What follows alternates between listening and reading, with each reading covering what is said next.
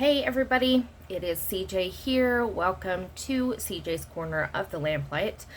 As always, if you'd like to follow along with what I'm talking about, including book discussions, politics, family stuff, go ahead and like and subscribe to the page.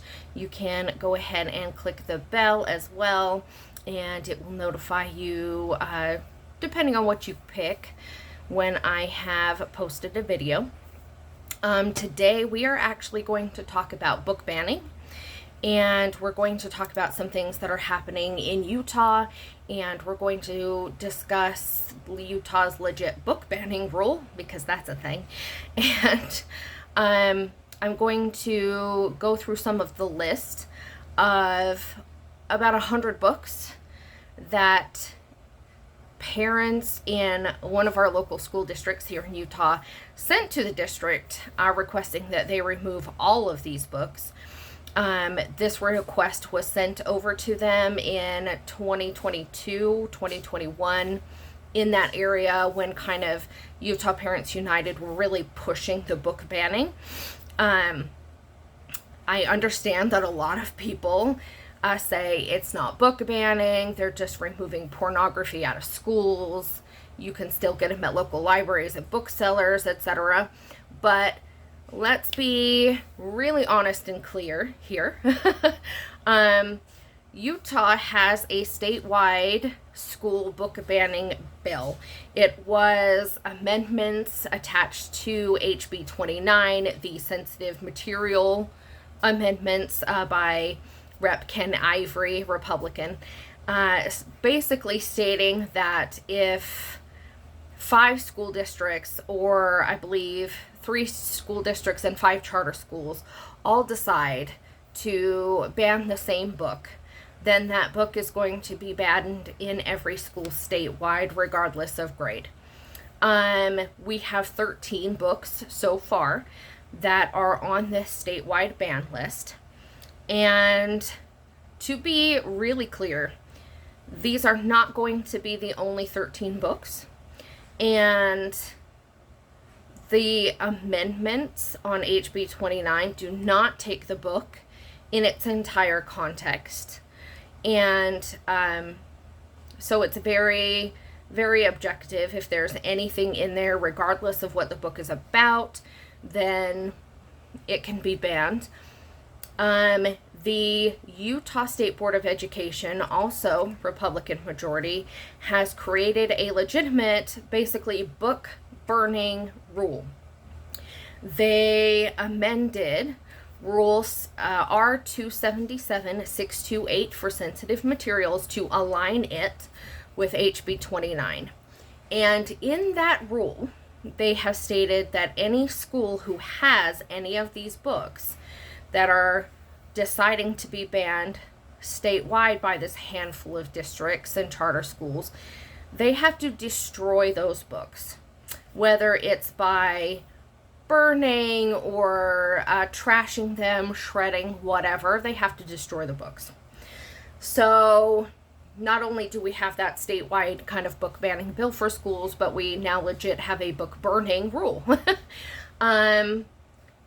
Let's be clear though, Utah Parents United, Brooke Stevens with Utah Parents United, has always been of the opinion that we should be going after public libraries and that we should be charging booksellers as well. And the significance of that with Brooke Stevens and Utah Parents United is that they and the Republican majority Utah legislature are like this. They're besties, okay? They kind of go hand in hand. And they get money and support from the Heritage Foundation, from Freedom Works. The Sutherland Institute is all involved in this. And just a lot of foreign money coming in to ban these books. And there are some books like Sarah J. Maas, ACOTAR. Those are a bit spicy if you've read those, which I have.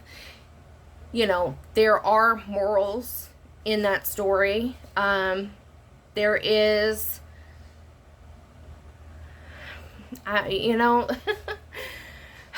you can read the story and see that not only is there power dynamics that are unethical going on, Tamlin and Feyre, for example, but there's recognition of abuse in there.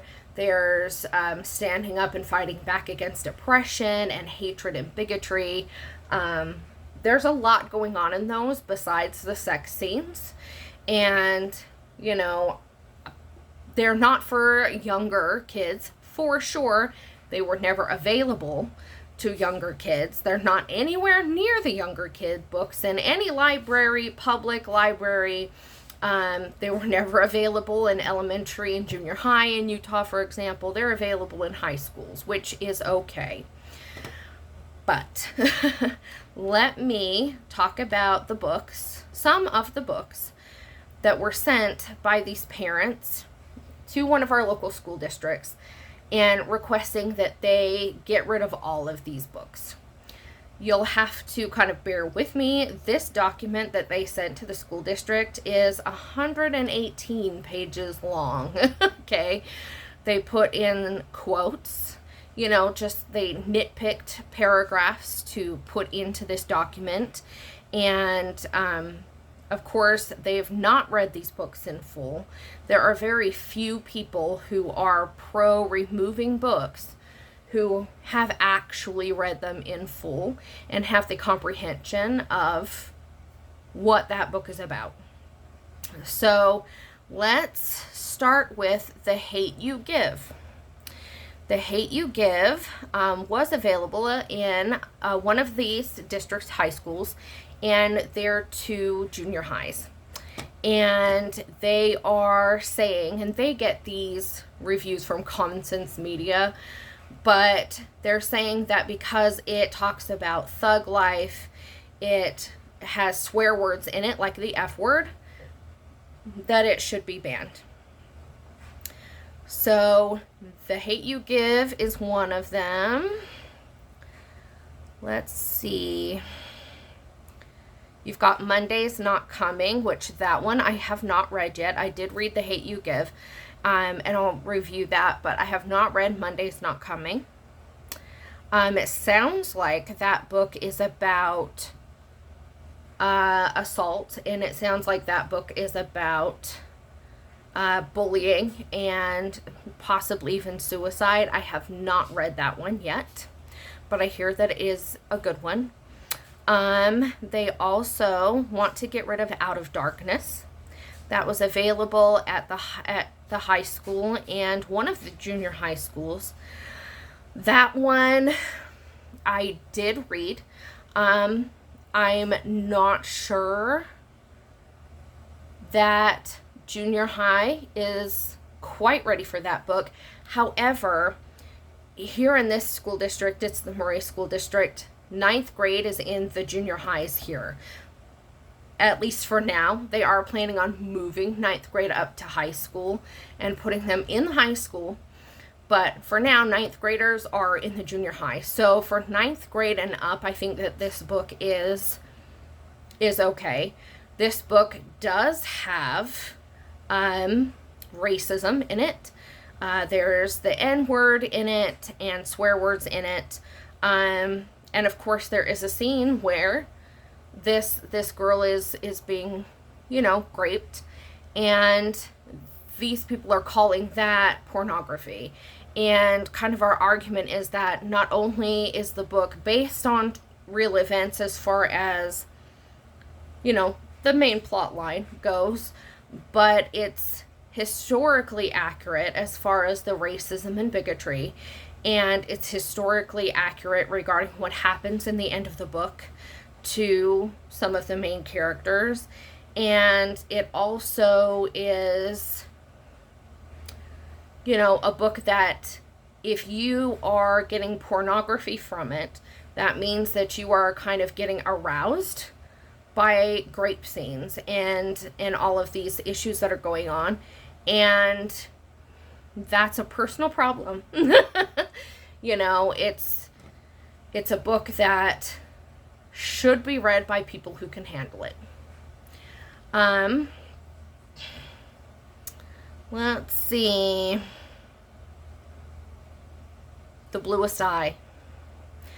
The Bluest Eye is one that everybody wants to take out. And again, it's a book that is historically accurate for the times that it was written. And it's a very important book because you recognize and you should be able to empathize with the main character, which is a young black girl in this book, and her views on being beautiful and pretty, and there's just a lot in this book. And if you haven't read it, I absolutely suggest you read it. It is by Toni Morrison, and again, the scene that they want it taken out is a scene that is a grape scene. And again, if you're getting aroused by that situation, which is what pornography is, if you're getting aroused by that situation, that's something that you need to talk to a therapist about, because nowhere in this book is it meant to sexually arouse anyone. And if you're taking that scene entirely out of context, that's a reading comprehension issue. Another book that they want removed is Crank. This one, Crank is such a good book, and it's one that I think that should be required reading, to be honest, for both junior high and high school, whichever English grade decides to take that on. It goes into how easy it is to become addicted to a substance, and it goes into what it does to family, and it goes into what you can become willing to do to get that substance. There is a grape scene in it, and again, that scene is not meant to arouse anything in anyone.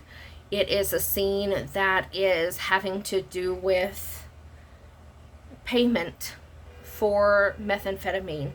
And again, if you're getting aroused by that, personal issue. Perfectly Good White Boy. I've read that one too, and that is such a good book. And it's a book, again, that by the end of the book, the main character is in such a happier place and is in such a better place. And it's because of what that character goes through and what that character has gone through.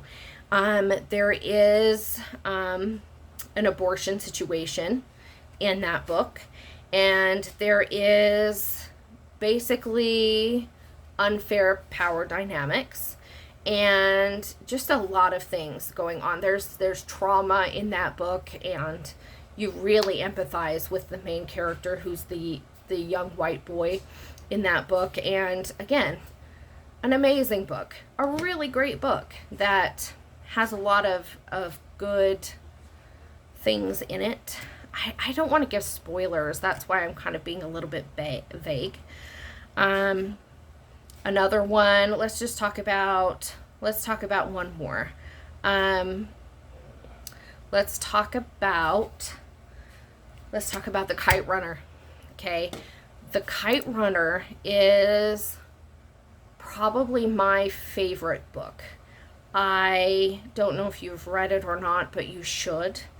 It is heartbreaking and heartwarming, and just all the feels are in that. And it goes into oppression and bigotry It goes into childhood trauma and family dynamics and how that can harm people. And again, there is sexual content in here. It is not entirely graphic. The grape scene in there, you would have to basically know the context of that type of intercourse in order to get what occurred. It is not very detailed. It is not very graphic. We actually, here in Utah, we lost a concurrent enrollment class in one of our more rural Utah schools because parents in that area were demanding that the concurrent enrollment class not read that book. And of course, concurrent enrollment, you are taking basically a college class and getting college credit for it. So because parents were upset about that book, the college pulled the entire class because that's the book that they were reading for this English, this college level English class. And this is kind of one of the, many issues with book banning is that you are infantilizing kids. And I understand that a lot of them are minors. I understand that a lot of these books have traumatic events in them. I understand that some of these books make people uncomfortable, and that's okay. You can be uncomfortable with a book. You can choose not to read a book yourself. You can choose to ensure your kids aren't reading that book or your kids aren't allowed to check out that book.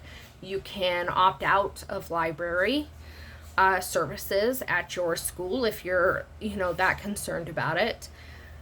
But when it shifts into removing those books from every single community, including communities where these issues are daily occurrences, daily realities, daily issues, that's a problem. When you are, as a legislature, supporting people who believe that public libraries should not have these books, and we've seen public libraries countrywide lose funding or be threatened if they don't take certain books off their shelves. When it goes into that, it's completely unconstitutional and unethical. When you as a legislature and a state board of education are kind of in cahoots with book banning organizations countrywide, and you've created a rule to destroy books instead of giving them to local libraries or giving them to adult students, 18-year-old students, giving them to parents who wish to have them, whatever, that's a problem.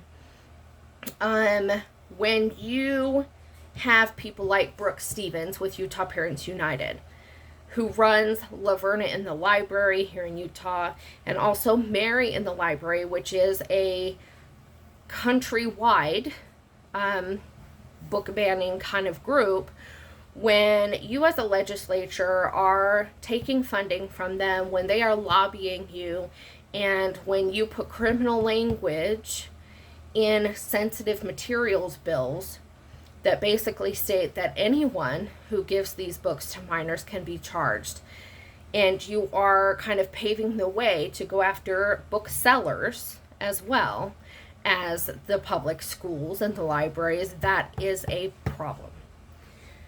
There has never been a time in history where book banning, book destruction, etc. has been the right thing to do. There's never been a time in history where people who choose to do that, people who legislate that, have been on the right side of history. And so it's so important to not only ensure that we have these books available, particularly in communities that can heal from these situations, but so that students who read them can recognize what toxic relationships look like. They can recognize situations that are not okay. They can heal from those situations. That's important to have those books available. Milk and Honey is one of the 13 books that are now banned statewide, and it's because of the content in it, but it's because of the images. And if you've read Milk and Honey or have not, go pick it up and read it. It's a great book. The images in there are basically stick figure. Like, they're not graphic. They're not in detail images whatsoever. But Milk and Honey is a book about childhood sexual trauma. It's a book about recognizing how that has created toxicity in relationships beyond that. And it's a book that teaches women that they are still worthwhile, even though these things have occurred to them. It teaches them that they can heal from that. It teaches them that they don't have to conform to certain things that men want. It teaches women that they are worthy and that they have value regardless of what has happened to them. And it's a book that I myself, being a childhood sexual assault survivor, could have used a long time ago. When I read that book, it should be even available to 6th graders, because it is just so important to learn as young girls, especially when so many of us have had sexual trauma in our early childhoods. It is so important to recognize the harm that can do, and to recognize that we can put ourselves in abusive and unhealthy relationships due to that. And it's so important to recognize that we can heal from that, and that we're worthy to heal from that, and that we are allowed to talk about it, allowed to heal from it, allowed to acknowledge it and move on in a healthy way. And so, just the fact that these books are banned, and the majority of them are involving recognition of grooming, recognition of assault, recognition of unfair power dynamics in relationships. It is telling in that these people who wish these books are banned and have helped them be banned from vulnerable people and people who could use them, it's basically clear, at least to me, that they don't want people healing from their trauma. They don't want people recognizing what grooming actually looks like. They don't want girls and women recognizing that they are in unhealthy and toxic situations with significant others. They don't want people to read something like Crank and know how easy it is to become addicted to something, and how it ruins your life. And the reason, in my opinion, that they don't want this to occur, they don't want people to have access to these, is because the more people, especially people in vulnerable communities like the unsheltered, the poor, diverse communities, etc., they don't want these communities to heal from trauma or to prevent trauma. And the reason, again, my opinion, that they don't want people to heal and recognize and all of that is because the more people who heal, the more people who prevent this sort of trauma in the first place, the more these people in these vulnerable communities, the more they heal, the more we all rise up. And the more we all rise up, the more competition these folks have. And the more competition these folks have, the more meritocracy actually plays a role in all of our lives, which, as we know, meritocracy can be legit sometimes, but in the majority of cases, particularly in states like Utah, it's more about who you know, it's more about your connections, it's more about the color of your skin, it's more about the community you grow up in, and it's far less about meritocracy. So again, the more people who heal, the more people rise up, the more competition they have. You know, they can't handle that. So that's my opinion on why they want these books banned that actually teach people things. You can Google a lot of this and find it. You can Google the Utah State Board of Education rule so that you can read that. Deseret News has an article on what was said in the meeting about destroying the books and things. You can Google the legislative rule that I mentioned. You can also go in and Google public libraries losing funding over books that are available. It has happened in several states, and I hope that you read up on that, because we know that in Utah, these 13 books are not, they're just the tip of the iceberg. And Corinne Johnson with Utah Parents United said that it's just the tip of the iceberg, you know, and she hopes that more books are coming to be banned. It's just something that you need to fully research.